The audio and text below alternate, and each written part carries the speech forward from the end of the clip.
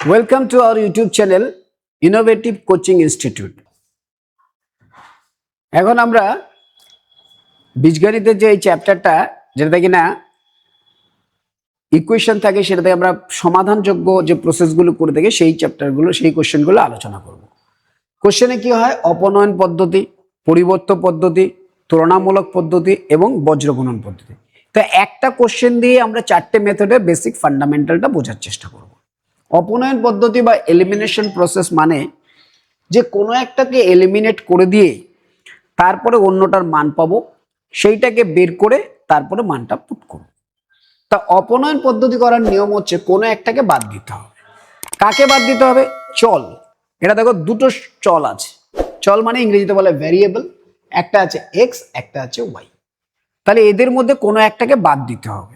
তো বাদ দিতে গেলে প্রথম অবস্থায় তো বাদ অবস্থায় নেই, তাহলে নিশ্চয়ই আমাদের কি করতে হবে? বাদ দেওয়ার জন্য যেই জলটাকে আমরা বাদ দেব তাদেরকে সেম করতে হবে।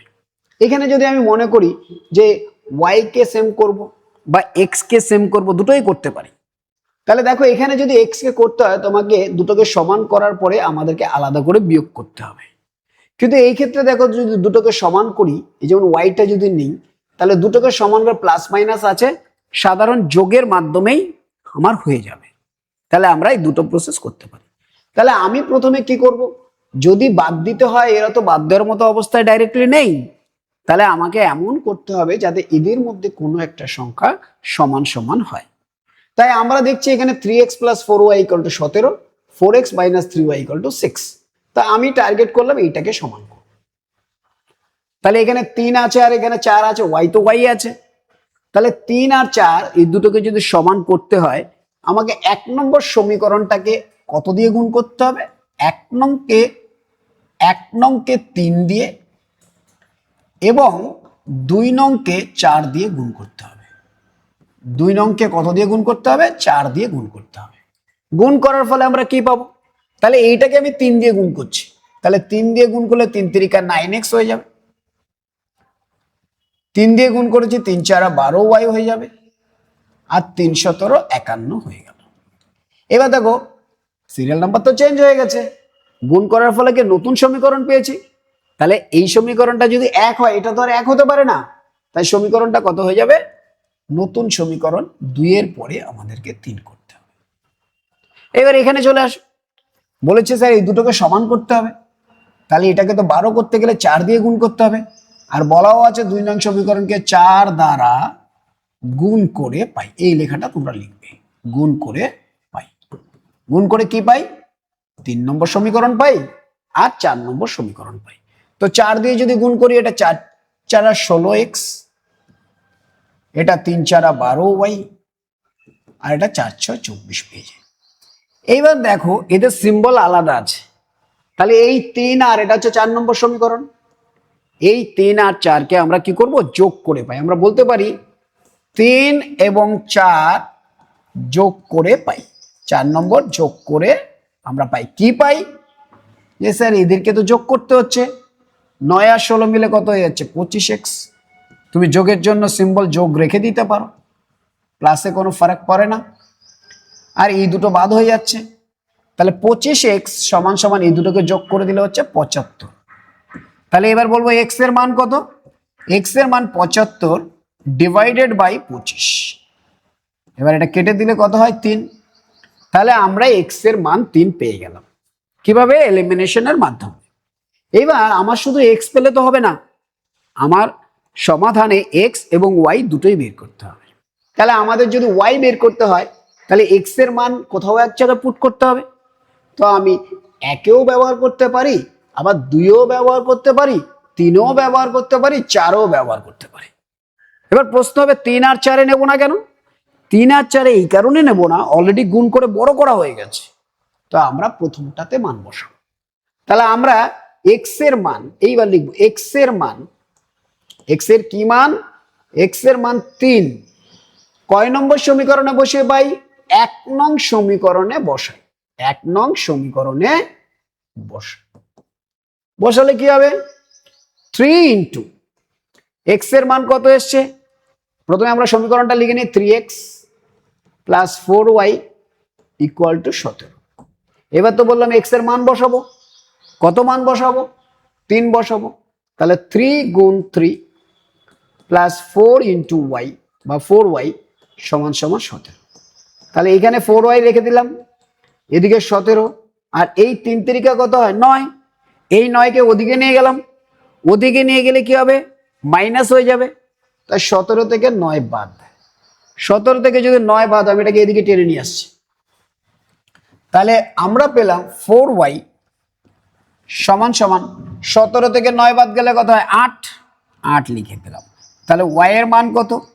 8 ভাগ 4, যেটা কিনা 2। তাহলে আমরা উত্তরে লিখব সমাধান করে পাই। কোন পদ্ধতিতে সমাধান করে পাই? অপনয়ন পদ্ধতিতে সমাধান করে পাই x এর মান কত? 3 আর y এর মান হচ্ছে 2। তাহলে অপনয়ন পদ্ধতিতে আমরা এই কোশ্চেনটাকে সলভ করে দিলাম। এইবার প্রশ্ন হচ্ছে এই সেম কোশ্চেন আমরা কিসের মাধ্যমে সলভ করব? নেক্সট মেথড, সেটা হচ্ছে কি অপনয়ন পদ্ধতি হয়ে গেল। এবার নেক্সট মেথড হচ্ছে কি আমরা করব কম্পারেটিভ মেথড। কম্পারেটিভ মানে তুলনামূলক পদ্ধতি। তুলনামূলক পদ্ধতিতে আমরা এটা সলভ করব। তুলনা ভাই কিসের তুলনা? কোনো একটা চলের দুটোর মধ্যে তুলনা। চল মানে ভ্যারিয়েবল ইংরেজিতে বলেছে। তাহলে আমরা বলতে পারি স্যার এক্স এর তুলনা করতে পারি বা ওয়াই এর তুলনা করতে পারি। তো আমরা এক্সটাকে কম্পেয়ার করছি। তাহলে 1 নং যদি তুলনাই করতে হয় তাহলে তো এক্স এর মান দরকার, তাহলে নিশ্চয়ই এইভাবে তো তুলনা করা যাবে না। তাই আমরা কি করব? এইখান থেকে পাই, কি পাই? 3x plus 4y equal to 17। তো আমরা এক্স এর তুলনা করব, তাহলে এক্স এর মানটা বের করে নেব। তাই লিখছি 3x সমান সমান 17 মাইনাস 4y। তাহলে এক্স কত হবে? 17 মাইনাস 4y ডিভাইডেড বাই 3। এইটা নতুন সমীকরণ পেয়ে গেলাম। তাহলে এটা তো আর 1 2 হতে পারে না, এটা হয়ে যাবে 3 নম্বর সমীকরণ। এবার এই 2 নং সমীকরণ থেকে পাই, লিখবো কিন্তু 1 নং সমীকরণ থেকে এটা লিখতে হবে। 1 নং সমীকরণ থেকে লেখাগুলো তোমরা লিখে নেবে। সমীকরণ থেকে পাই কি? পাই এক্স চল। 2 নং সমীকরণ থেকে পাই সেম এখানে লিখবো 4x মাইনাস 3y সমান সমান 6। তাহলে 4x সমান সমান কত হবে? 6 প্লাস 3y। তাহলে x সমান সমান কত হবে? 6 প্লাস 3y বাই 4। এটা ক নম্বর সমীকরণ হলো? 4 নম্বর সমীকরণ। এবার দেখো তুলনা করতে হবে, কার তুলনা করতে হবে? x চল। দেখো x চলের মান এখানে এইটা এসছে, এখানে x চলের মান এইটা এসছে। তাহলে এবার এই 3 এবং 4 সমীকরণে x চলের তুলনা করে পাই। আমরা লিখব 3 ও 4 সমীকরণের x চলের মান তুলনা করে পাই। কি পাই তুলনা করে? যে ভাই 17 মাইনাস 4y ডিভাইডেড বাই 3 সমান সমান এইটা লিখতে পারি। এটা কি 6 প্লাস 3y ডিভাইডেড বাই 4। এটা কিন্তু 4y। তাহলে এবার প্রশ্ন হবে স্যার তাহলে কি করব? এবার দেখো বা দিয়ে আমরা শুরু করছি। তুমি এদিক দিয়েও গুণ করতে পারো, এদিক দিয়েও গুণ করতে পারো। আমরা এদিকে এগুলো নর্মালি পজিটিভ গুলো রাখার চেষ্টা করব। তাই আমরা এইটাকে এদিক দিয়ে গুণ করছি। গুণ করলে কি পাচ্ছি? 3 দিয়ে গুণ করছে, 3 6 18 প্লাস 3 3 9y সমান 4 17 68 4 4 16y। এবার ওয়াইটাকে এদিকে নিয়ে যাই আর নাম্বারটাকে ওদিকে পাঠিয়ে দিই। তাই আমরা বা দিয়ে আবার পাচ্ছি 9y।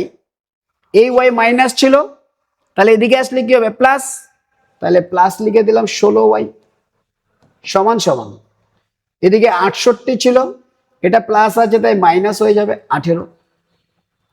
তাহলে 9 আর 16 মিলে কত হয়? 25y। তাই 25y বা লিখবে অবশ্যই সমান সমান 50। 68 থেকে 18 গেলে কত হয়? 50। তাহলে y সমান সমান 50 ভাগ 25 কাটাকুটি করে পাচ্ছি 2। তাহলে ওয়াই এর মান বেরিয়ে গেছে, কিন্তু আমার তো জানতে চেয়েছে এক্স এবং ওয়াই দুটোই। তাহলে এইবার আমরা বলতে পারি ওয়াই এর মান 2 পেয়ে গেছি, কোনো একটা সমীকরণে বসিয়ে দেবো। কোথায় বসাবো? একেও বসাতে পারি, 2এও বসাতে পারি, 3এও বসাতে পারি, 4এও বসাতে পারি, কিন্তু আমরা বসাবো কোথায়? 3 বা 4-এর মধ্যে কোনো এক জায়গায়। কেন? কারণ এটা অনেক সিম্পলিফাইড, আমরা কষ্ট করে আগে করেছিলাম। তাই ওয়াই এর মান এখানে লিখবো, ওয়াই এর মান 2 কোথায় বসাবো? 3 নং সমীকরণে বসিয়ে পাই। তুমি 3 4 দুটো 3 নং সমীকরণে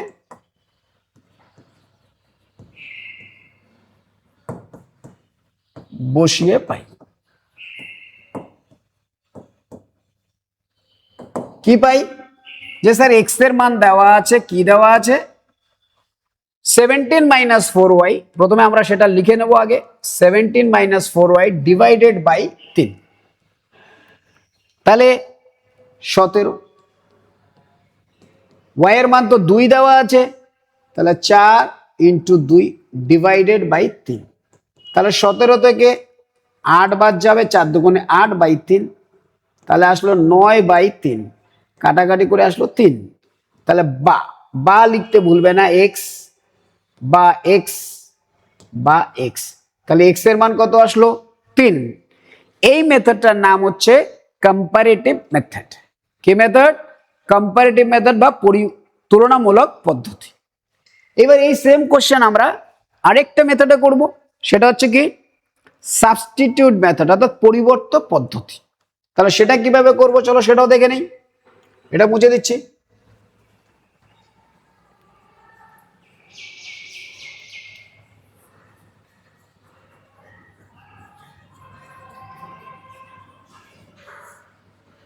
আমরা প্রথম কোশ্চেনে একই কোশ্চেনকে আমরা এতগুলি মেথডে করতে পারি, সেটা দিয়ে আমরা পুরো চ্যাপ্টারটার ফান্ডামেন্টালটা, বেসিক ফান্ডামেন্টালটা বোঝার চেষ্টা করছি।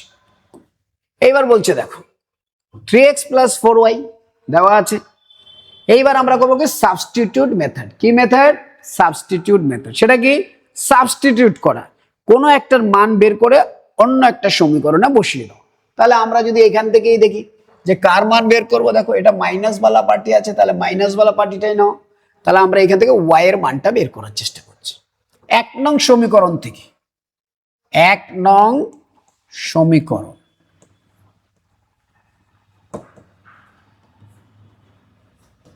এক নং সমীকরণ থেকে কি 3x প্লাস 4y সমান সমান 17 দেওয়া আছে। তাহলে আমরা y বের করব বলেছি, তাই yটা এখানে রেখে দাও, ওটাকে ওদিকে পাঠিয়ে দাও। 17 মাইনাস 3x বা কন্টিনিউ রাখবে, বা y equal to 17 minus 3x by 4। এবার y এর মান এটা বেরিয়েছে, কয় নম্বর সমীকরণ দিয়ে দিলাম? 3 নম্বর সমীকরণ। এবার পরিবর্তন করতে হবে। কোথায় পরিবর্তন করব? এখানে করব। তাহলে এটা কি ওয়াই চলের মান, তাহলে আমরা লিখব 2 নম্বর সমীকরণে ওয়াই চলের মান, ওয়াই চল, চল মানে হচ্ছে ভ্যারিয়েবল। 2 নম্বর সমীকরণে আমি এখান থেকে লিখছি 2 নং সমীকরণে কি করব? এই ওয়াই চলের মান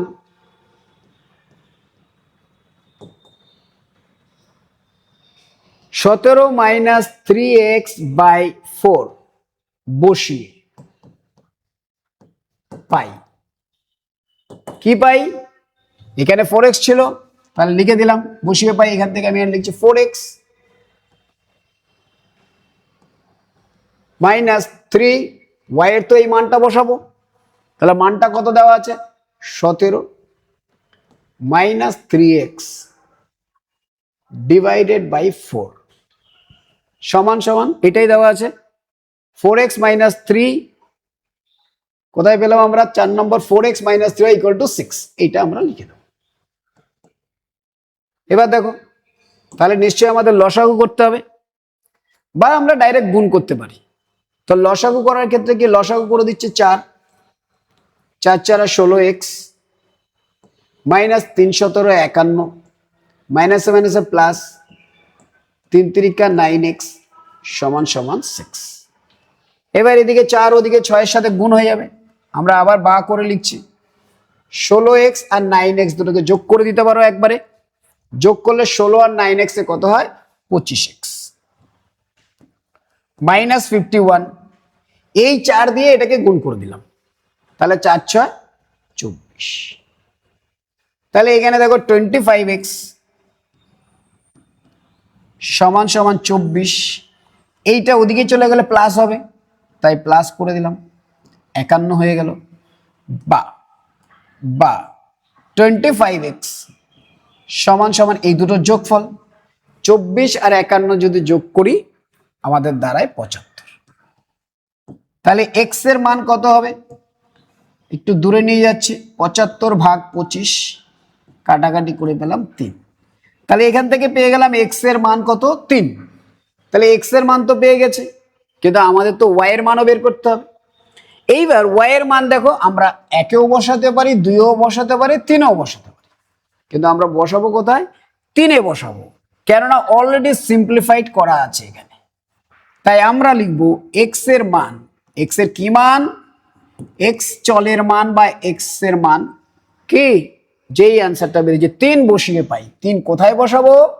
3 নম্বর সমীকরণ, 3 নম্বর সমীকরণে বসিয়ে পাই। 3 নম্বর সমীকরণে বসিয়ে পাই।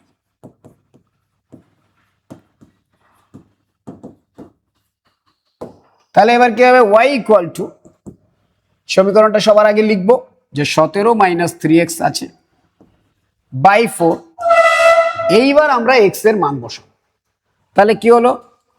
17 মাইনাস 3, x এর মান কত দেওয়া আছে? 3 দেওয়া আছে, 3 দিয়ে গুণ করে দাও, নিচে আছে 4 ইকুয়াল টু 17 মাইনাস 3 3 9 বাই 4। 17 থেকে 9 গেলে কত হয়? 8 হয়। 8 বাই 4 কাটাকাটি করে আসবে 2। তাহলে y এর মান কত পেলাম? 2 পেলাম।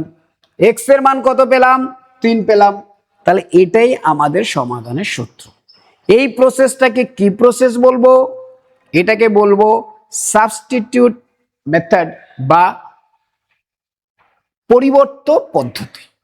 এবার আসছে next question, next process, next পদ্ধতি, যেটাকে কিনা বলা হয় বজ্র গুণন পদ্ধতি। তাহলে চলো বজ্র গুণন দিয়ে আলোচনা করি। বজ্র গুণন পদ্ধতিতে একই কোশ্চেন আমরা করছি যাতে কিনা বুঝতে পারো, তুমি যে কোনো প্রসেসে করতে পারো, কিন্তু পরীক্ষায় যদি পার্টিকুলারলি বলে দেয় তাহলে তোমাকে সেই প্রসেসেই করতে হবে। তাই সবগুলো পদ্ধতি আমাদেরকে জেনে রাখতে হবে। নেক্সট কোশ্চেন এটারই আমরা করব, সেটা হচ্ছে কি? বজ্র গুণন পদ্ধতি, বা ইংরেজিতে বলা হয় ক্রস মাল্টিপ্লিকেশন প্রসেস। কি প্রসেস?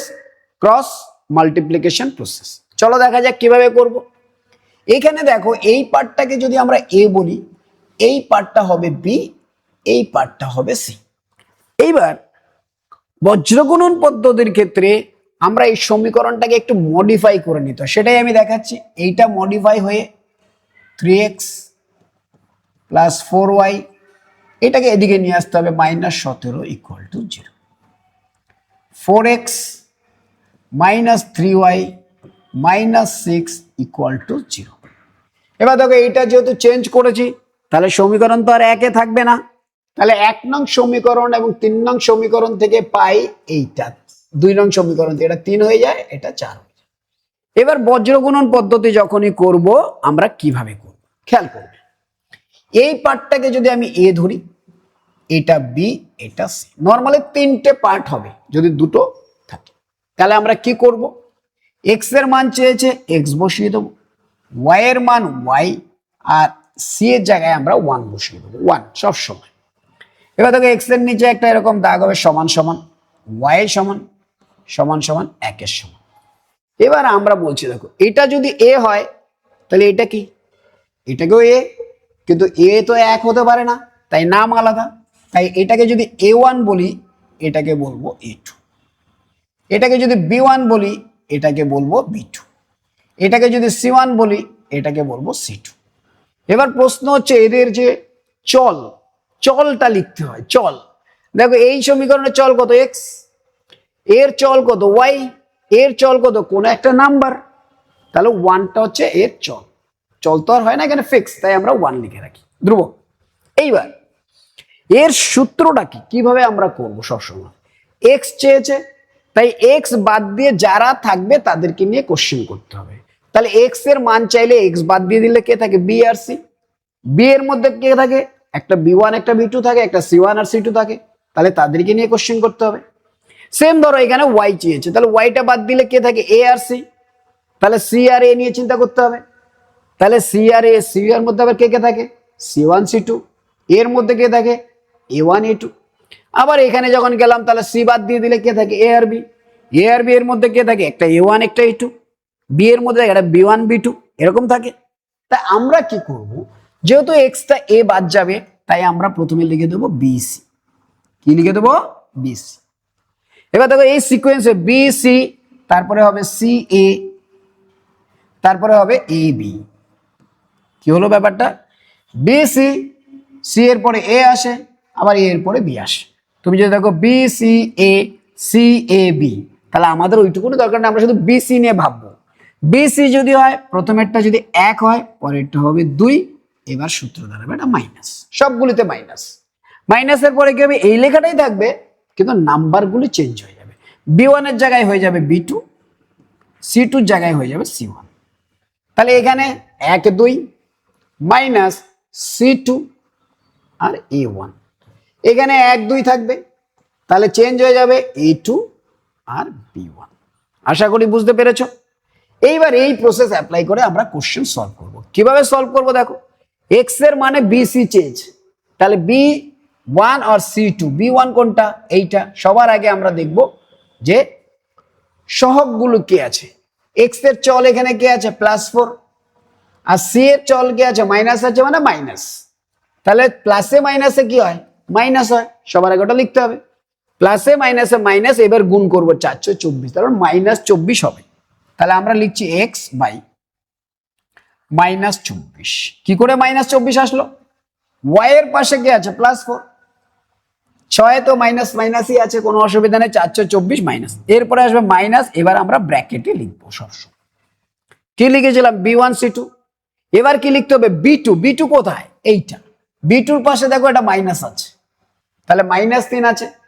আর এখানে কি আছে, মাইনাস, মাইনাসে মাইনাসে প্লাস, মাইনাসে মাইনাসে প্লাস। এইবার 351 লিখে দিলাম।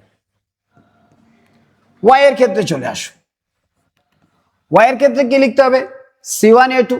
সি1 কোথায়, এইখানে। এ2 কোথায়, এখানে। তাহলে আগে দেখি প্লাসে মাইনাসে মাইনাস, তাহলে মাইনাস অবশ্য। এইবার গুণ করছি, 4 17 68, কি 68, -68 লিখে দিলাম। এরপরে মাইনাস চিরদিন, এবার ব্র্যাকেটে আসবে। তাহলে কি লিখেছিলাম, সি1 এ2। এবার কি লিখবো, সি2 এ1। সি2 কোথায়, এখানে আছে মাইনাস। এ1 কোথায় আছে, প্লাসে, তাহলে প্লাসে মাইনাসে মাইনাস হবে, 3 6 18, তাহলে এটা উত্তর হয়ে যাবে -18। এবার চলে আসো একে কে আছে, এ1 বি2, এ1 বি2। ওকে, এ1 বি2 কোথায়, এ হচ্ছে এ আর হচ্ছে বি2। বি2 তো মাইনাস আছে, প্লাসে মাইনাসে মাইনাস, 3 3 9, তাহলে -9 লিখে দিলাম। তাহলে এ1 বি2 হয়ে গেল। এবার কি হবে, উল্টো, এ2 বি1। আচ্ছা, এ2 কি আছে, প্লাসে আছে। বি1 কি আছে, 4 আছে, তার 4 4 16, প্লাসে প্লাসে প্লাস, তাহলে ব্র্যাকেটের ভেতরে আমাদের 16ই থাকবে, সবগুলো মাইনাস। এইবার আমরা এটাকে একটু মডিফাই করব, বা থাকবে সবসময়, বা লিখবে এক্স বাই -24 -51। এখানে দেখো ওয়াই বাই -68, মাইনাসে মাইনাসে +18। এখানে আছে 1 -9 আর -16। তাহলে এটাকে আরেকটু আমরা বা লিখেছি, এবার একটু উপরে নিয়ে যাচ্ছি, যে জায়গা শেষ। এটাকে লিখতে পারি এক্স বাই -24 আর -51 যোগ করলে হয় -75, ইকুয়াল টু ওয়াই আপন -68 + 18, তাই হয় -50, সমান সমান 1 বাই -25। ঠিক আছে, -25। এবার দেখো আলাদা আলাদা করে চিন্তা করব, এক্স বাই -75 সমান সমান এই চলটা 1 বাই -25। আরেকটা কি হবে, ওয়াই এর চলটা তুলনা করব, ওয়াই মাইনাস 50 সমান সমান 1/-25 করতে পারি। এবার দেখো মাইনাস মাইনাস কেটে যায়, তাহলে এখান থেকে পাচ্ছি এক্স ইকুয়াল টু উপরে 75 নিচে 25। এখানে পাচ্ছি মাইনাস মাইনাস কেটে যায়, ওয়াই ইকুয়াল টু এই 50 উপরে চলে যাবে আর নিচে 25। তাহলে এখানে পেলাম 3 এক্স এর মান, এখানে পেলাম 2 ওয়াই এর মান।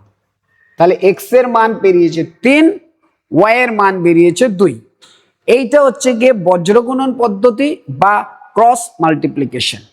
তো তোমরা বারবার দেখবে, দেখে এই প্রসেসটাকে নিজেদের কন্ট্রোলে রাখার চেষ্টা করবে। চলো, আশা করি তোমরা বুঝতে পেরেছো। যদি বুঝতে না পারো বারবার ভিডিওটা দেখবে যাতে তোমরা বুঝতে পারো। চলো।